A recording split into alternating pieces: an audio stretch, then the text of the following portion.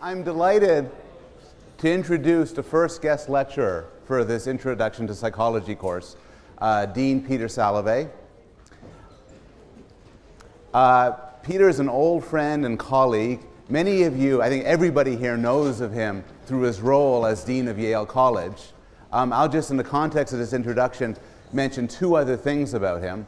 One is, prior to being Dean, and in fact still as a Dean, he's an active scientist, and in particular, a social psychologist, actively involved in studying health psychology, the proper use of psychological methods to frame health messages, and also is the founder and developer of the idea of emotional intelligence, an idea he's done a huge amount of research on. Secondly, Peter is, or was, an active and extremely well-known teacher at Yale College. He taught at one point the largest course ever in Yale College, a course on psychology and law, which broke every record ever had here. And before that, during that, and after that, he was a legendary Introduction to Psychology teacher. And I think you're going to get some reason for why he was so legendary with his lecture today on the topic of love.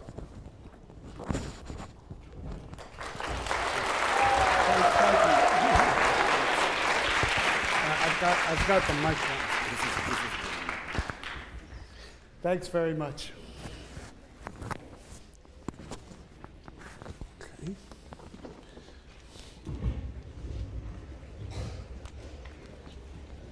Is that okay? We're okay?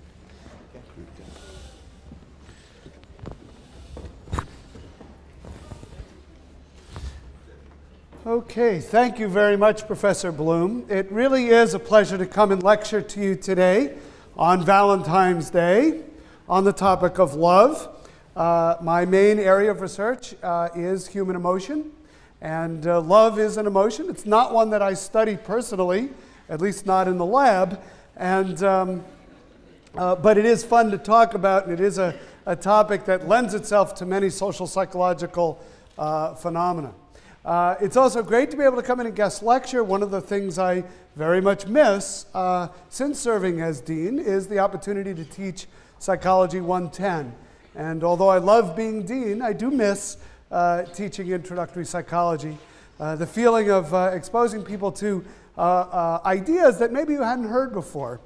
Well, I suspect some of the ideas in this talk you'll have not heard before, and for a variety of reasons.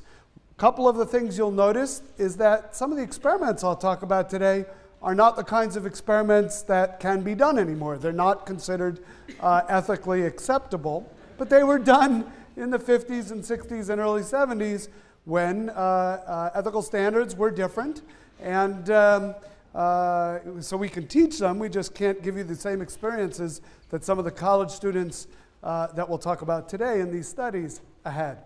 The other thing I will mention is that there is a certain androcentric and heterosexual quality to much of the social psychological research on romantic love. You'll see that in the experiments. Usually the participants are men, and usually the targets are women in these experiments. I'm not endorsing this as the only way to study love. It just happens to be the way these experiments were done. And so I mention this caution right from the beginning. We'll have to think about, one of the things you should think about is, do you think these experiments generalize to other kinds of dyadic relationships? And that's a question that I think you can ask throughout this lecture. Okay, so let's get started. And to start things off, I think what we need to do is consider a definition. I'm going to define what love is, but then most of the experiments I'm going to talk about are really focused more on attraction than love. Who finds each other of romantic interest that might then develop into a love relationship. But let's start with a definition of love, and I'm going to pick a definition from a former colleague, Robert Sternberg, who is now the dean at Tufts University, but was here on our faculty at Yale for nearly 30 years or so. And he has a theory of love that argues that it's made up of three components: intimacy, passion, and commitment, or what is sometimes called decision commitment. And these are relatively straightforward. He argued that you don't have love if you don't have all three of these elements. Intimacy is the feeling of closeness, of connectedness with someone, of bonding. Operationally, you could think of intimacy as you share secrets, you share information with this person that you don't share with anybody else. Okay? That's really what intimacy is. The bond that comes from sharing information that isn't shared with many other people. Second element is passion. Passion is what you think it is. Passion is we would say the drive that leads to romance. You can think of it as physical attraction or sex. And Sternberg argues that this is a required component of a love relationship. It is not, however, a required component of taking a shower in Calhoun College. The third element of love in Sternberg's theory is what he calls decision or commitment. The decision that one is in a love relationship, the willingness to label it as such, and a commitment to maintain that relationship, at least for some period of time. Sternberg would argue it's not love if you don't call it love, and if you don't have some desire to maintain the relationship. So if you have all three of these, intimacy, passion, and commitment, in Sternberg's theory, you have love.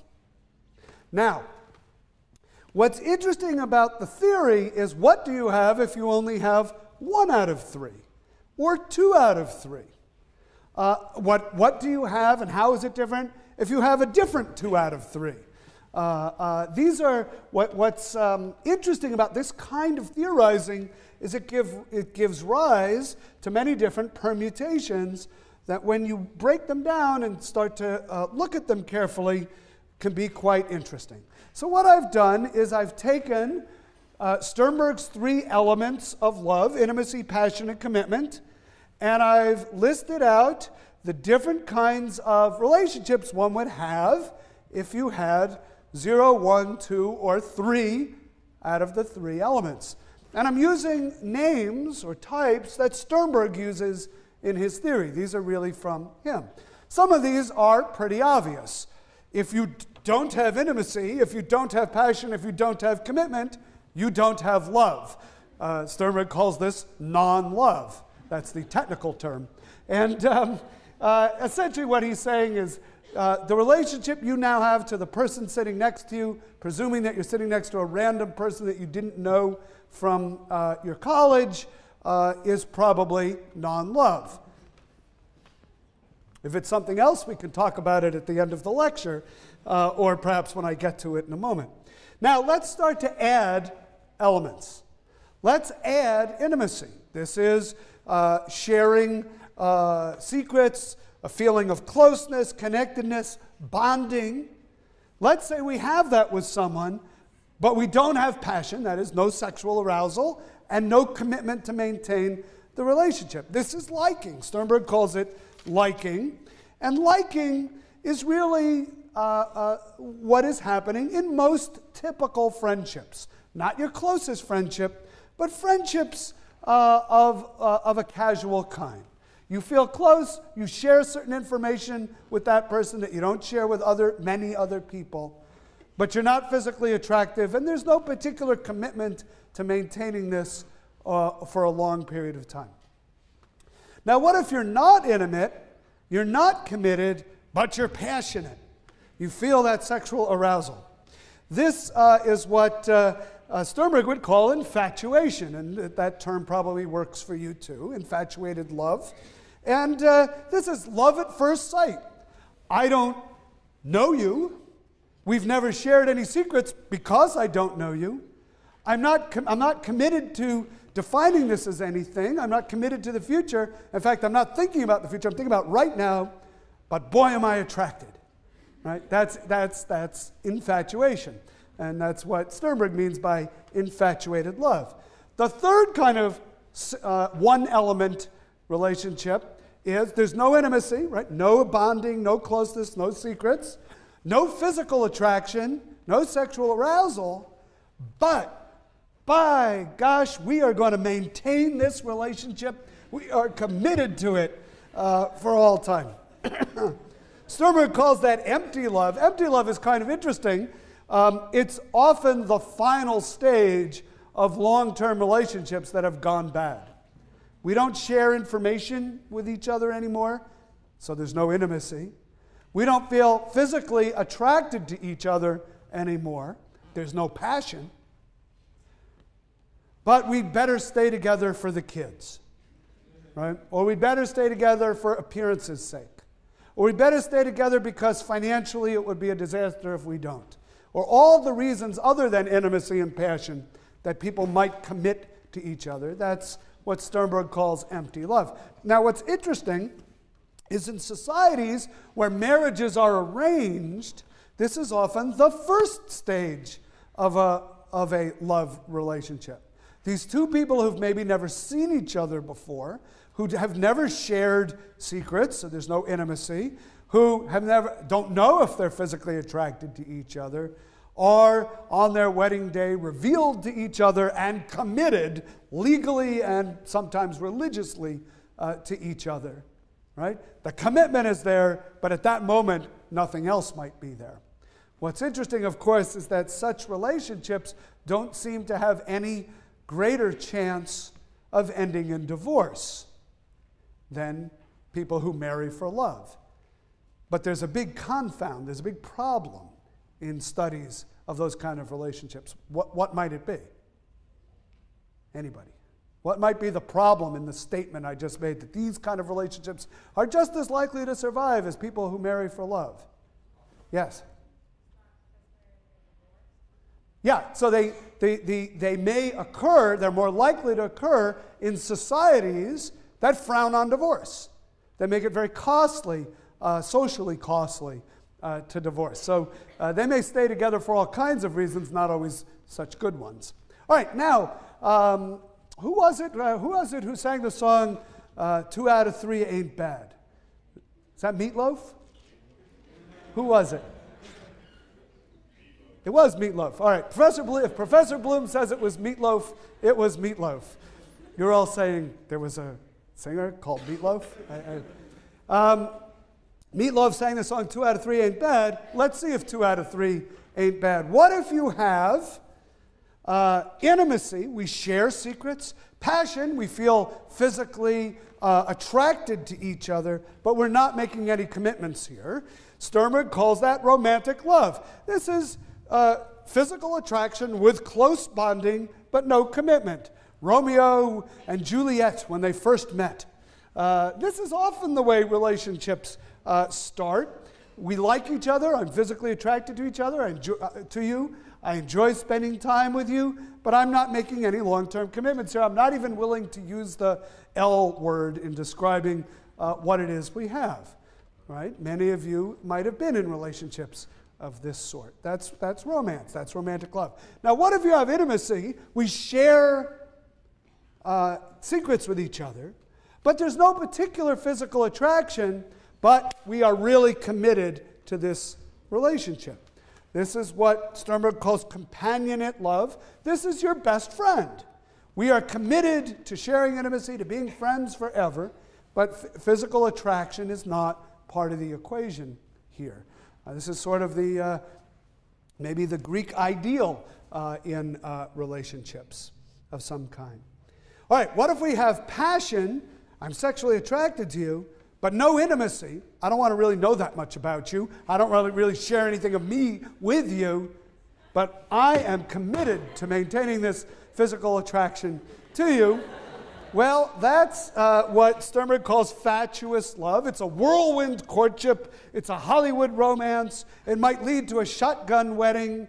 Maybe you find yourself in Las Vegas and you get married for a day and a half and then realize that this wasn't such a good idea, and maybe your name is Brittany and you're a singer. Well, anyway, you get the idea. That's fatuous love. We are basically committed to each other for sex, but it's very hard to make those relationships last a long time because we might not have anything in common, we might not share anything with each other, we might not trust each other, we're not particularly bonded to each other. On the other hand, if you have all three, intimacy, passion, commitment, this is consummate love, according to Sternberg, complete love. This is how he defines love. Okay, so now you have a definition of love, and you can now, as a homework assignment, sit down tonight and make a list of every person you know by the three elements of love, and just start putting the check marks in the boxes and tallying up your personal love box score. And we don't want to collect those, we don't even want to see those, but you can have fun with that. Then you can ask the other people to do it too, and you can compare with each other. And, if you all survive this exercise, you'll be better for it. What doesn't kill you makes you stronger. That's the idea behind that exercise. All right. Now, the social psychology of love really has been a social psychology of attraction.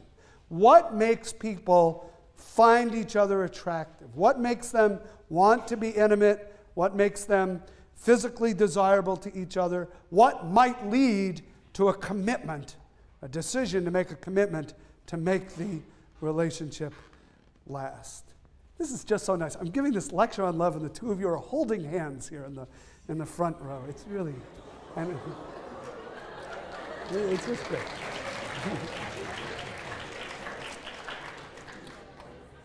All three elements present: intimacy, passion, and yeah. Okay. Good. Just checking. Okay. So what's interesting about the social psychology of attraction is it has focused on 7 variables. And I've divided these into 2 groups, the big 3 and the more interesting 4. And I call them the big 3 are 3 variables that the effects are so powerful that they almost don't need to be discussed in much detail. The more interesting 4 are the ones I'm going to focus on in this lecture because they're a bit more subtle and they may be things that you've never heard of before. But let's quickly talk about the big 3. The way to understand the big 3 is with the phrase, all other things being equal. All other things being equal, people who find themselves in close spatial proximity to each other, like sharing an armrest in a lecture, will be more likely to be attracted to each other and form a romantic relationship. Okay? All other things being equal. Now, this has been tested in lots of interesting ways. Studies have been done in the city of New York where you can, if you live in Manhattan, you can actually get a very nice metric of how far apart people live from each other in city blocks, right? You have a nice grid pattern, and you can use a city block metric to add up the number of blocks between people's doors. And people who live more closely together are more likely to end up in romantic relationships with each other. Seems kind of obvious, right? This even works on college campuses. We can measure in feet the distance between the door to your room and the door to every other room of a student on campus, and there will be a correlation between the likelihood of, it's a negative correlation, the likelihood of getting into a romantic relationship with a person and the number of feet between your door and that person's door. The fewer feet, the more likely a romantic relationship. All other things being equal. Now, all other things being equal is a big qualifier, right? But if we could statistically control for every other variable, all I'd need to do is measure the distance from your door to everybody else's door on campus, and I could chart out who's going to fall in love with whom on the Yale campus. Now, this idea, in a way, is, I don't know, maybe it's a little counterintuitive. There's a kind of cultural myth around the stranger, the person you don't know, who you who you fall in love with, and that is not likely to be the case if it's the person who's nearby. right? And you'll see as we go through the other two big three that there's a kind of repetition of this theme. It isn't the stranger you fall in love with. All right, let's continue down. Similarity. You've probably heard the phrase, birds of a feather flock together. And that's true when it comes to romance. On any dimension that psychologists have measured in these kinds of studies, when people are more similar, they are more likely to find each other attractive. This could be obvious things like height or age, but it also could be things like attitudes toward capital punishment, preference for the Red Sox over the Yankees, right? All of these are dimensions of similarity. All things being equal, the more similar, the more likely you'll find each other attractive. So opposites don't really attract. Birds of a feather may flock together, but opposites don't really attract each other. Now, usually at this point, somebody in the lecture hall raises their hand and says, well, my boyfriend or my girlfriend and I are complete opposites. And how do you account for that, Professor Salovey? And I usually look at them and I say, good luck to you.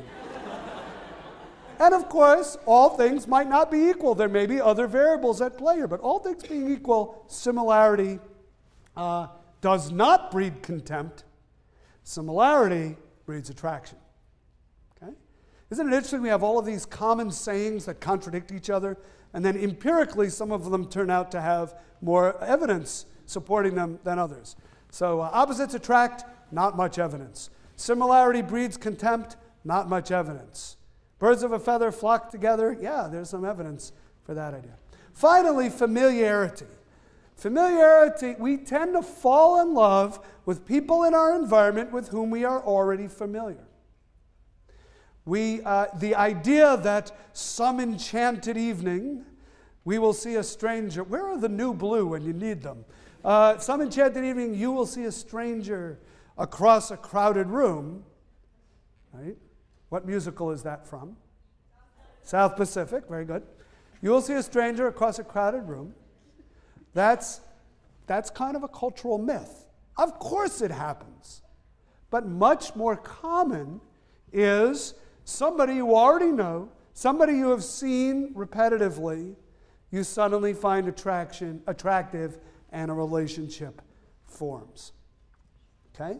So the big three, people who are similar to you, people who are already familiar to you, people who are nearby in space, these are the people, all things being equal, that you will find attractive. Okay? So those are the big three. Those are big main effects. Those are big, easy to observe in various ways in the lab. By the way, the familiarity idea doesn't just work for people. I can show you words in a language that you don't speak. And I can flash those words to you very quickly.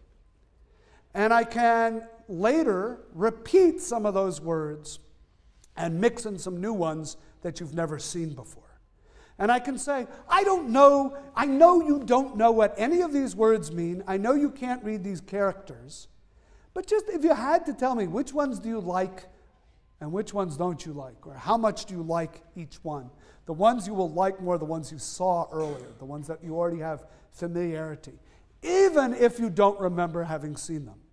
Even if that familiarity was generated with such quick exposures that you don't remember even having seen anything, you will get that familiarity effect. Okay? Good. The more interesting four. These are more interesting because they're a little bit complicated, a little bit subtle. Let's start with actually the one that is my favorite.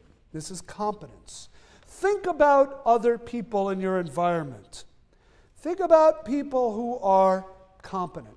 Generally, and think about people who are incompetent. Generally, we are more attracted to people who seem competent to us. Now that isn't very interesting. And it turns out that's not really the effect. Yes, we're more attracted to people who are competent than people we think are incompetent. But people who are super competent, people who seem competent on all dimensions, they're kind of threatening to us. They don't make us feel so good about ourselves, right? They make us feel a bit diminished by comparison. So what we really like, the kind of person we're really attracted to, is the competent individual who occasionally blunders. And this is called the pratfall effect, that our liking for the competent person grows when they make a mistake, when they do something embarrassing, when they have a failure experience. Okay? You can see this with public figures. Public figures who are viewed as competent, but who pratfall, who make a mistake, sometimes they're even more popular after the mistake. Okay? I think of Bill Clinton when he was president. His popularity at the end of his term, despite what everyone would agree, whether you like Bill Clinton or not, was a big mistake with Monica Lewinsky. His popularity didn't suffer very much. A lot of people in the media would describe him, well, it just shows he's human. He makes mistakes like the rest of us, even though that was a pretty big mistake. Right? And you can see this even with smaller pratfalls. Sometimes public figures are liked even more after their pratfall. Now, the classic experiment, the classic pratfall experiment, is just a beautiful one to describe. It's a work of art, so let me tell you a little bit about it. In this experiment, you're brought to the lab, and you're listening to a tape recording of interviews with people who are described as possible representatives from your college to appear on a quiz show. The quiz show is called College Bowl, which I don't think is on anymore, but was on when I was in college. And you're listening to interviews with possible contestants from Yale who are going to be on College Bowl. You have to decide how much, what you're told is you have to decide who should be chosen to be on College Bowl.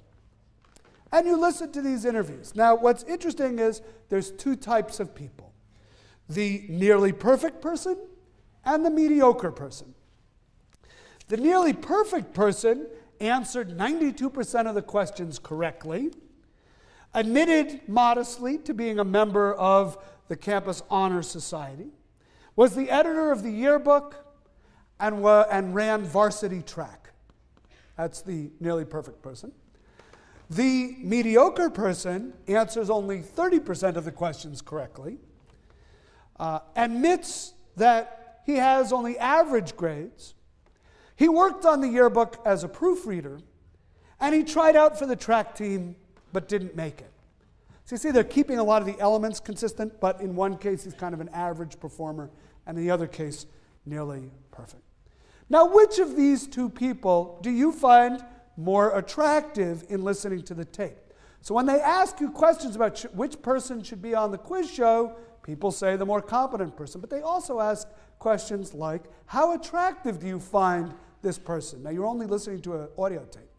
How attractive do you find this person? And the results are pretty obvious. The competent person is rated as much more attractive, considerably more attractive, than the mediocre person. Okay? If this were the end of the story, though, it would be a kind of boring story, and it's not the end of the story. Now what happens is half of the participants in the experiment who have listened to each of these tapes, you only get to listen to one tape, half of them are assigned to the blunder condition. And what happens in the blunder condition is the tape continues, and what you hear is the clattering of dishes, the person saying, oh my goodness, I've spilled coffee all over my new suit. Okay? That's the blunder. That's the pratfall. Now you're asked, who do you find more attractive? And look what happens. Your rating of the attractiveness of the competent person grows even higher. The competent person who blunders, this is the person that I love. Unfortunately, the mediocre person who blunders, you now think is even more mediocre. Right? This is the sad irony in these experiments. The effect works both ways. So the mediocre become even more lowered in your esteem. in your regard. Now, I'll tell you a little personal story about my coming to Yale that relates to this experiment. This is one of the most famous experiments in the history of social psychology. I wouldn't quite put it up there. You'll hear maybe later about, or maybe you've already, about Milgram and maybe Asch conformity and maybe Robert's cave. Those are even better known than this, but this is right up there. This is a top 5 experiment. And it was done by Elliot Aronson, who has retired now, but for many years taught at the University of California, Santa Cruz. Name is not one that you need to know. In any case, I came to Yale in 1981 as a graduate student, and I was looking for an advisor, and I was kind of interviewing with a faculty member at Yale at the time named Judy Rodin. Some of you may know that name because she went on later to become the president of the University of Pennsylvania and now is the president of the Rockefeller Foundation. But I was interviewing with her. I set up a meeting, and what I was trying to persuade her in this meeting was to take me on as one of her students, to be my advisor. And it's about my 3rd or 4th week of graduate school, and I'm pretty nervous about this. And she could be intimidating to a first-year graduate student. And I remember I was holding this mug of coffee, and I was pleading with her, trying to convince her to take me on as her student. I was saying, Judy, I'll get a lot done. I'll work really hard. I can analyze data. I can write, and I'm talking about myself, and I'm swinging. I'm using my hands as I talk. I'm swinging this cup of coffee around, and fairly soon into the conversation, I demonstrated some principle that you've probably learned in your physics class, having to do with an object at rest remaining at rest unless acted upon by a force. Well, the object at rest was the coffee in the cup.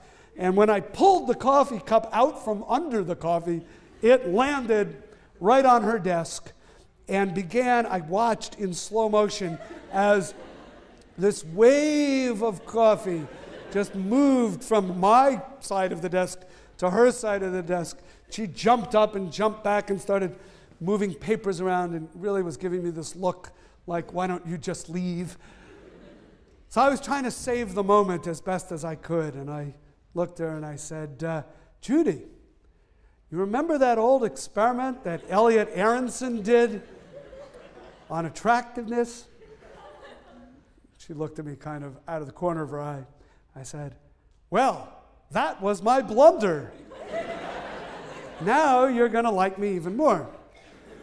And she just shook her head and she said, Peter,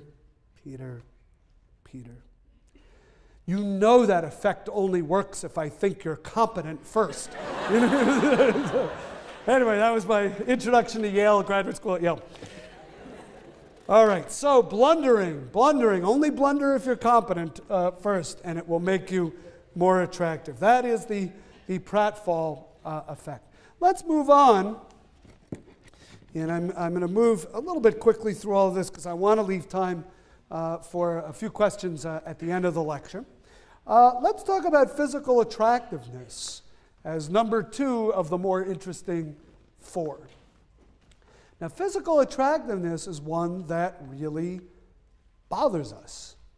We don't like to believe that physical attractiveness accounts for much in life. It seems unfair.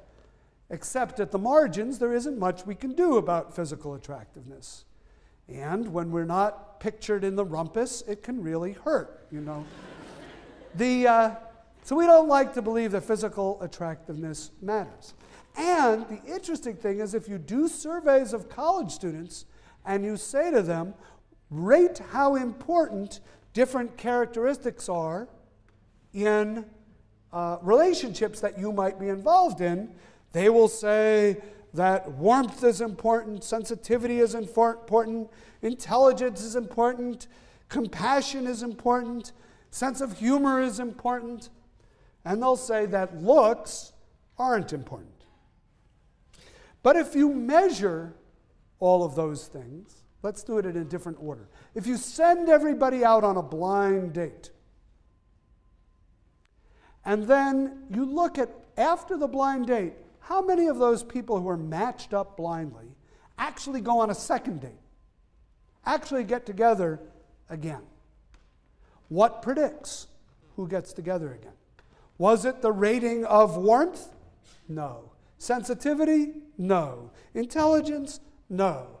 Compassion? No. Sense of humor? No. What was it?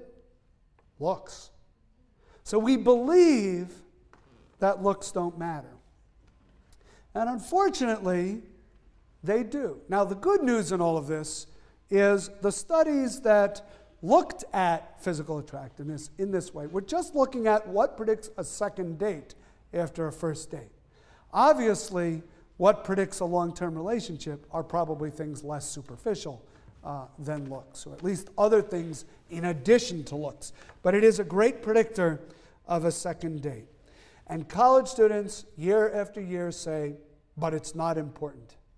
And it's one of those classic dissociations between what we think is important and what empirically turns out to be more important. All right, well, there are very interesting studies that have been done with physical attractiveness.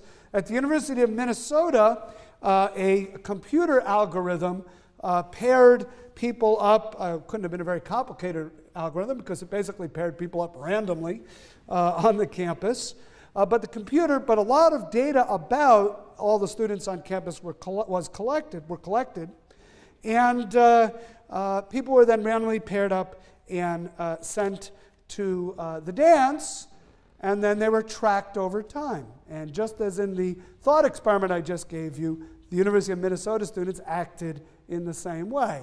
If they rated their partner as attractive, the randomly assigned partner, they were more likely to continue the relationship. Now, it's interesting to ask why, and we have to start to look at other experiments to try to get at what is it about physical attractiveness that makes people want to pursue the relationship.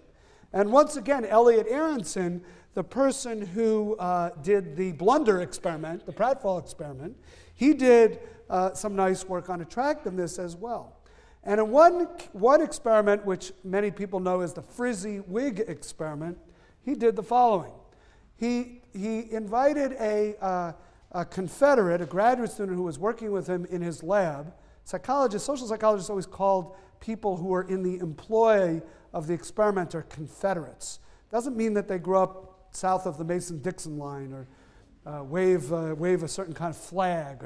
But the older term for it was stooge. They would say, we hired a stooge to act in the following role in the experiment. But I think a certain generation of college students thought stooges were only named Moe, Larry, and Curly. And so they started to use this phrase Confederate. Now they'll usually just say we hired an actor. But anyway, the Confederate that they hired was a woman who is naturally attractive in most people's view.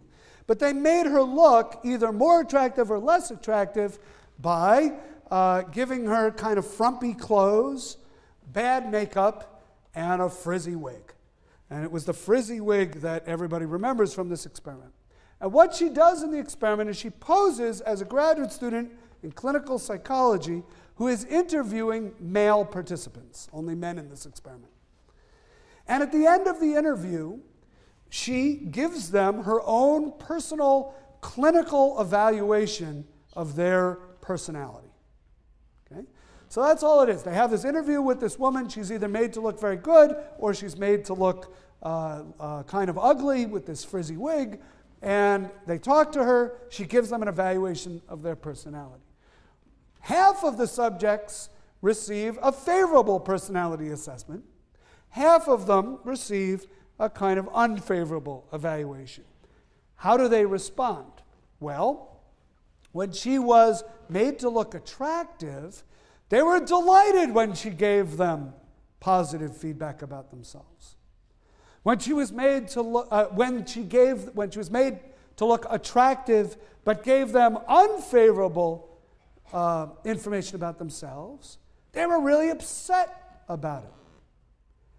When she was made to look unattractive, they didn't really care what kind of information she gave. It didn't really matter whether it was positive or not. It didn't really make any difference. It was interesting, in the condition where she was made to look attractive but gave you bad feedback about yourself, often the subjects in that condition would look for an opportunity to interact with her in the future, obviously to try to prove that her evaluation was wrong. It mattered that much to them. So there's kind of this idea that attractive people, their feedback to us has more impact. I'm not saying this is fair. I'm not saying it's rational. I'm not endorsing it. But empirically, excuse me, empirically, we can see it. It's somehow the feedback from the attractive person matters more to us. Okay, number 3 of the more interesting 4, gain loss.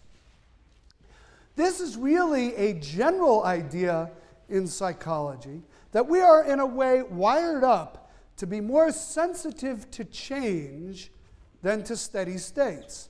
And you could imagine why that might be true. Change often signals danger or opportunity. And if we're especially tuned in to change, it helps us survive and it helps us pass along our genes. Okay? So we're more sensitive to change. How does that play out in love? Well, in love, what is very powerful to us is not just that someone always is positive toward us. I love you, I love you, I love you, I love you, I love, right? It wears out its welcome. What's more powerful is the person who was not that positive to us, but over time becomes more positive. The first derivative of their regard for us is positive. Okay? Aronson calls this the gain effect. We are really attracted to people whose regard for us is gaining momentum over time. Okay? And even if over a period of time the average amount of their regard is lower, because they started lower and then got higher, than someone who was always high, it's the ones who were first lower who then went up that capture our attention. The first derivative is more important than just the position of their regard for us, getting better and better. Now what's interesting is there's also a loss effect. People who really hurt us are not the people who have always been negative. The person who every time they sees you, hates you, says they hate you, and accompanies it with an obscene gesture, after a while, this person can't hurt you, right? There's a country song that Ricky Skaggs sings that has the phrase in it, "Nothing can hurt you like the person you love." That's what hurts. The person who always was positive, whose regard starts to fade.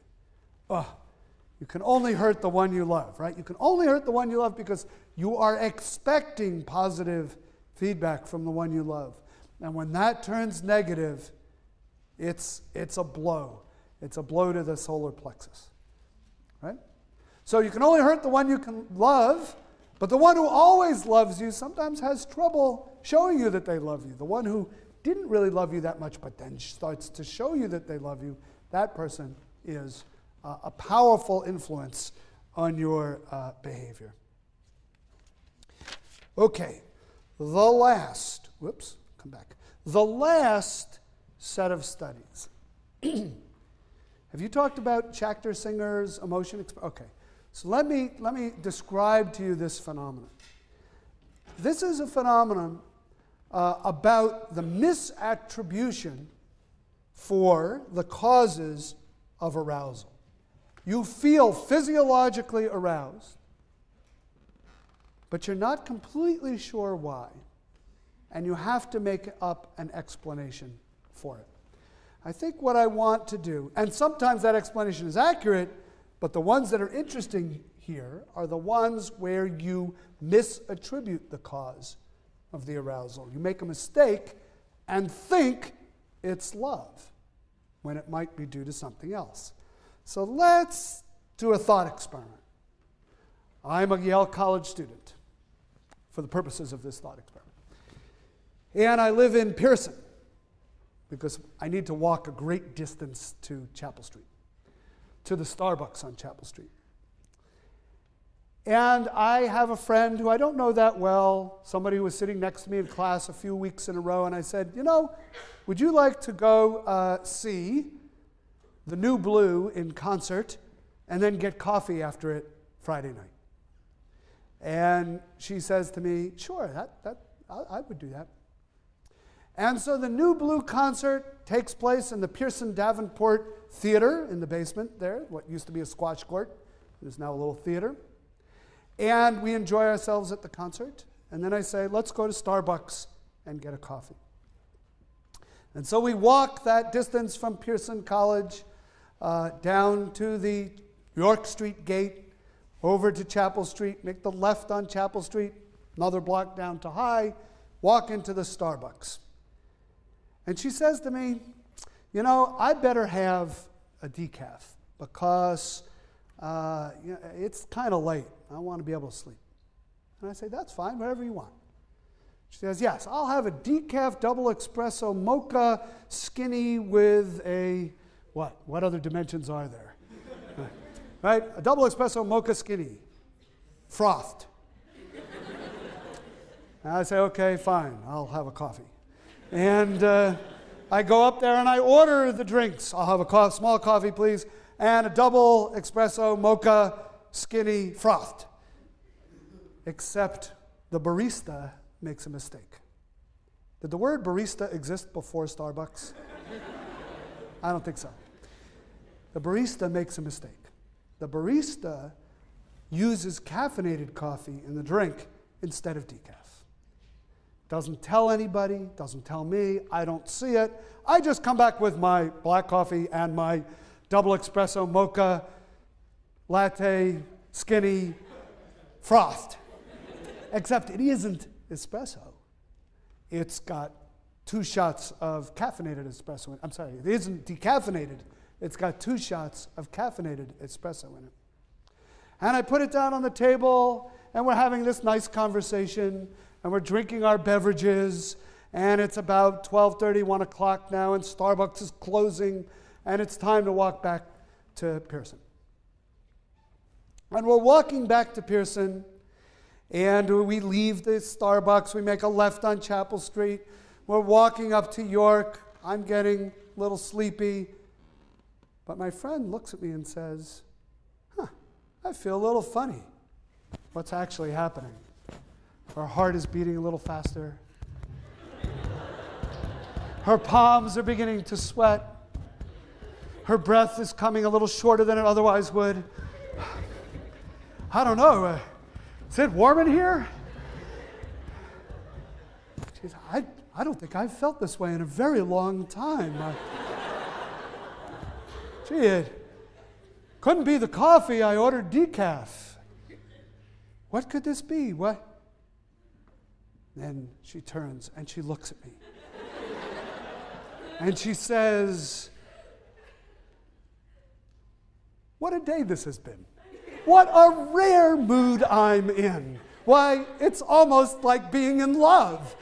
And it is almost like being in love, except what it really is 2 shots of caffeinated espresso causing a rapid heart rate, an increase in respiration, sweaty palms, but I don't realize, she doesn't realize that's what it is. She turns to the most salient, and this is the way social psychologists would say it, turns to the most salient object in her immediate social environment, that would be me, and says she's in love. That's the idea of misattribution. Aroused due to something else, don't know what that is. It's best if you don't know what that is. Or even if you do, mistakenly attribute it, misattribute it to physical attraction, romance, intimacy, passion, and commitment. It's love. All right, now, I don't necessarily recommend that you do this thought experiment in vivo this weekend, although if you're lonely, you might want to try it. But we can take this idea right, we can actually do research on this. We can take it into the lab. But before I tell you about lab experiments, let me tell you about the most famous field experiment on this idea. We call this the Rickety Bridge experiment, and there's a bridge at the University of British Columbia that crosses a river that runs through campus. And there's actually two bridges. The rickety bridge is one that's kind of a rope bridge. It's hundreds of feet above the river. It sways in the breeze. It's only about 3 feet wide. You kind of hold on to it carefully and you cross the river. It's a pretty scary way to cross that river. Has anybody seen this bridge?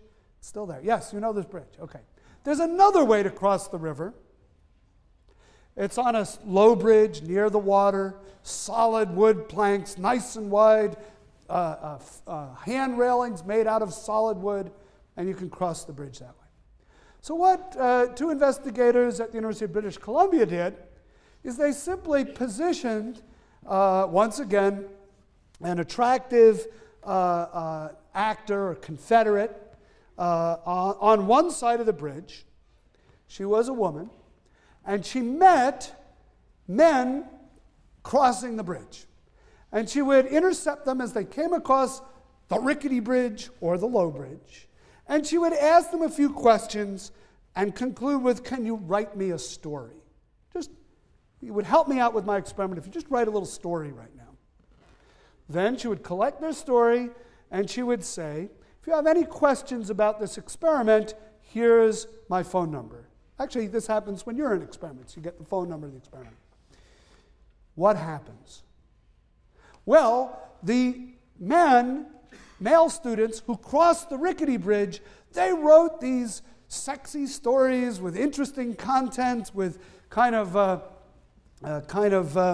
little bit ribald themes. And the people on the solid bridge, they just wrote pretty boring stories.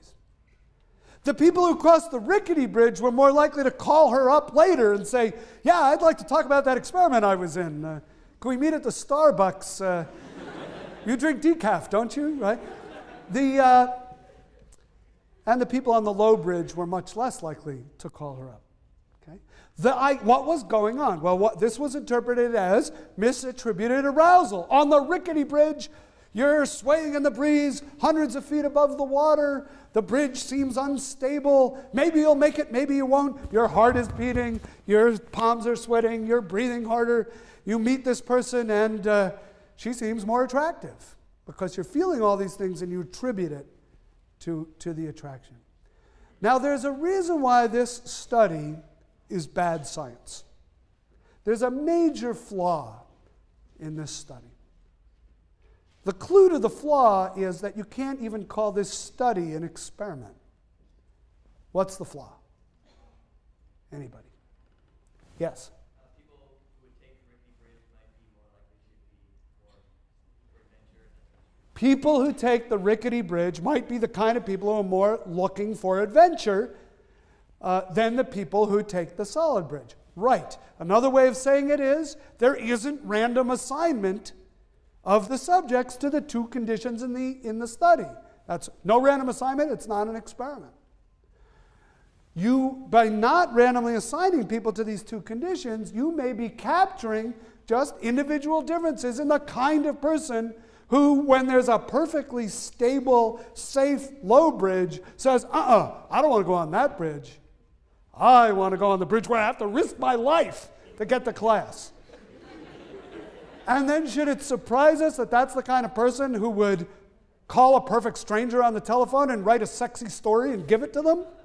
Right? We're not so surprised. So what we have to do, of course, is take it into the lab and do this in a more systematic way with random assignment. And this is how I want to finish up today. We have till 2:45, 3:45?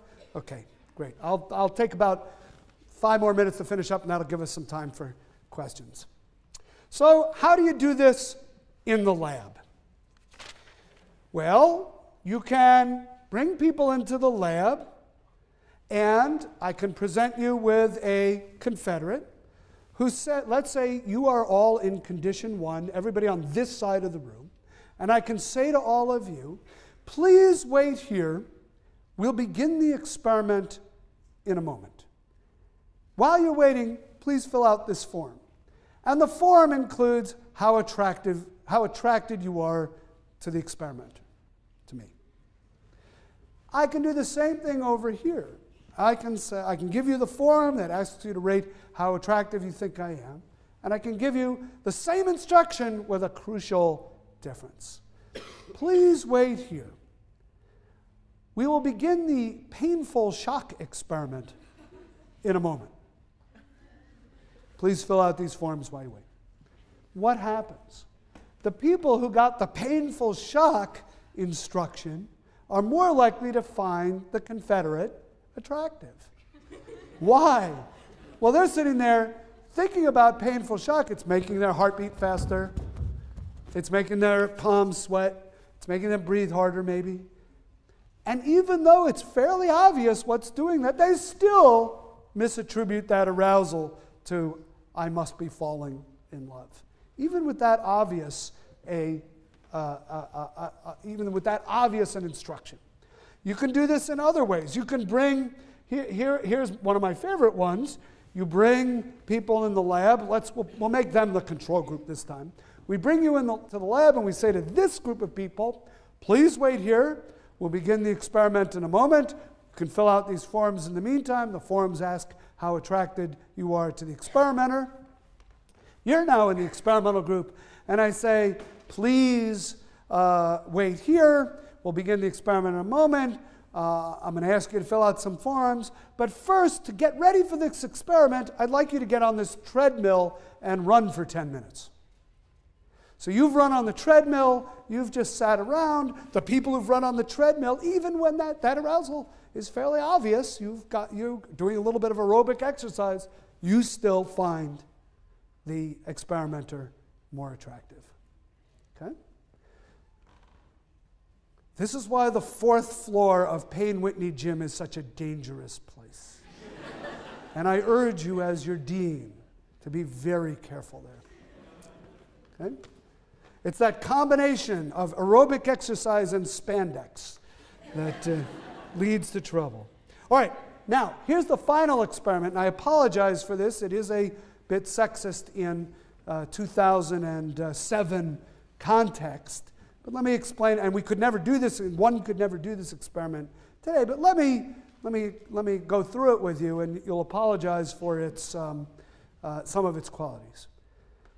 In this experiment, male subjects were brought into the lab, and they were asked to look at centerfolds from Playboy magazine. So these are essentially photographs of naked women. And they are wearing headphones that amplify their heartbeat. And they are asked, among other things, how attracted are they to the centerfold photograph that they're looking at. So maybe, I don't remember how many they look at, maybe it's about 10. So these slides are coming up. They've got the headphones on. The headphones are amplifying their heartbeat. And the slides are moving one after another for a few seconds each slide. And they're listening to their heartbeat. Slide 1. Slide 2. Slide 3. Slide 4. Slide 5. Slide 6. And then they're asked, which one did you find most attractive? Which one were you most attracted to? Oh, slide 5. Absolutely. She's the woman I want to marry. Okay? And what has happened is they're using this bodily cue of their heartbeat to infer that that's who they find more attractive. Now here's the twist. They're not actually listening to their heartbeat. They're listening to a tape recording of a heartbeat, and the experimenter is back there with the speed knob, and at random intervals, he just speeds up the tape of their heart and then slows it down again. And it doesn't matter which slide he speeds up the tape of the heartbeat on. That's the one the subject is more likely to think is the person of their dreams, the person they're attracted to. So even you can misattribute real arousal. You can even misattribute phony arousal. Arousal that isn't even coming from your body. That's just coming, it's just being played to you randomly. You can even misattribute that. Okay, I think these experiments are cute, and I think there's an interesting phenomena there, and it says something in a way about how easily we can be misled as to what things in our environment, even things coming from our own body, mean. But there's also some very serious implications of this kind of work. One of them has to do with domestic violence. So think about domestic violence situations and why people stay in them. Why do people stay in relationships that are violent? Now, the number one reason, and we have to acknowledge it up front, is usually economically there's no alternative. Or people believe there's no alternative. I can't leave because if I leave, I'd be homeless. If I leave, I will starve. If I leave, my kids will starve. Or there'll be danger to my kids. Okay? I mean, that keeps people trapped in abusive relationships. And that's number one. But what else might be going on? Sometimes people don't realize that the relationship they're in is abusive. It's psychologically or emotionally abusive. They get into these fights and screaming matches and name-calling and such, even if it's not physical violence. And they feel a certain arousal when that happens. And they misattribute it to, well, he wouldn't be yelling and screaming at me if he didn't love me. Right? They misattribute that what might be anger, what might even be aggression and violence, to an expression of love. I have a friend who's a social psychologist who told me a story once that, that really made me very nervous, although she's fine. She said, when I was dating my husband, this is 30 years ago, we were having a tough time. We were in many, many arguments. We got into many, many arguments. And one time something happened where he came up to my car in a parking lot and he was yelling at me through the window. And I rolled up the window, and before you know it, he had punched out the window. Yelling at her, he punched out the window. He didn't touch her. And she said to me, that's when I knew he really loved me. And I thought, that's scary. And all joking aside, that's scary. But that's misattributed arousal. When he did that, I felt something and I assumed it was love. What she was misattributing as love, she was misattributing his aggressive response as love. She was misattributing her own fear as mutual attraction, and I must love him. So although we joke about these kinds of experiments, and they are fun to talk about because they are unusual and cute, there is also some serious implications of this kind of work that one might think about, and you might think about other possible implications as well. Okay, let me stop there and see what kinds of questions we might have. Oh, thank you.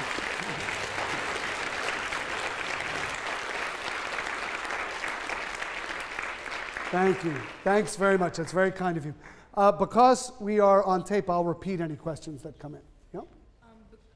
For the painful shock experiment, yeah? could you not say that if you're informed that this experiment will include painful shocks, do you not rate the experimenter higher because you know that he's in control? Right. Of the painful shock? So the question is, in experiments like the painful shock experiment, if you're told in advance, like you all are, through a consent form or by the experimenter, this is an experiment involving painful shock, will you still rate the experimenter as more attractive? Or will you not be able to misattribute the arousal? It is true. The more salient we make the source of the arousal, the less likely you can get the effect. If in my thought experiment, I say to my friend, well, I know why you're feeling that way. The reason why you're feeling that way is because the barista made a mistake and gave you caffeinated espresso when you asked for decaf, or maybe you just love me, right? The person is not likely to say, oh, I bet it's love. They're more likely to think, Oh, caffeine, yeah, that's the parsimonious explanation here. So it is true, the more salient you make the cause of the arousal, the less likely you'll get the effect. But you can see, even in experiments where the cause of the arousal is somewhat obvious, at least to us, you can still get a misattribution effect. Other question, yes?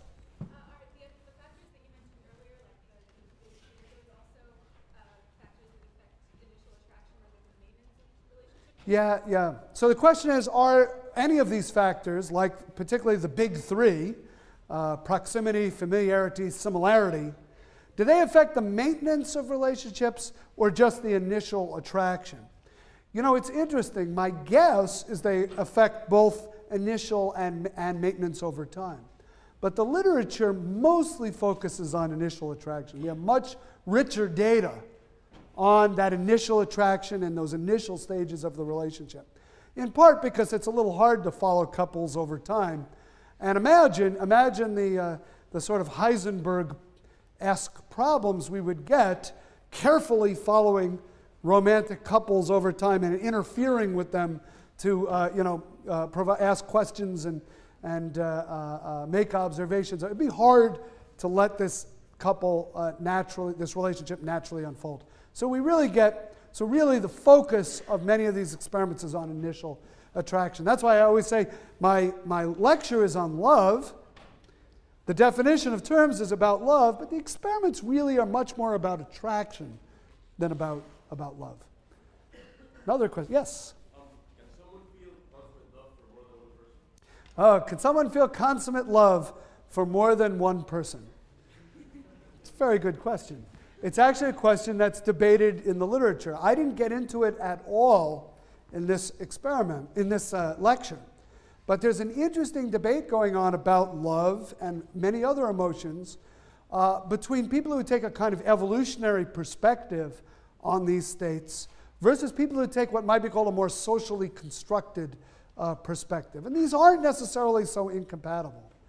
But the evolutionary perspective, I think, would argue that you can feel that kind of love for more than one person, or at least it would facilitate the passing on of your genetic material to a larger array of the next generation. You know, so I think the evolutionary explanation is not a problem.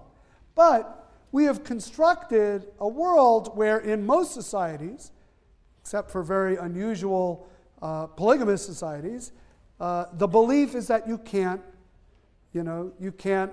love more than one, right?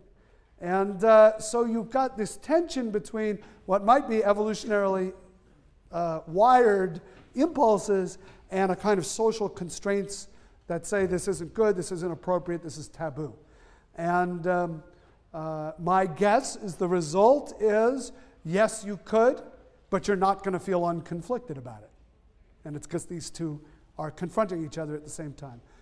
How about one more question, and then we'll let you go. Sorry, I saw him first. Wouldn't natural selection favor people who learn all these things and then try to practically apply it to their own behavior? So he's making the evolutionary argument. Wouldn't natural selection favor the people who take introductory psychology, come to my Valentine's Day lecture, listen carefully to the big three and the more interesting four, and then go out there and put them into practice? It feels a little bit like like we're trying to pass on an acquired characteristic, which is a little bit counter to Darwinian theory. But if somehow, if you could design a proclivity for learning this kind of material, evolution might indeed favor it.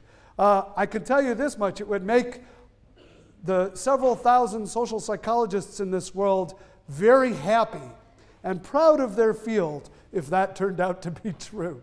Anyway, thank you all very much. Happy Valentine's Day. Thanks.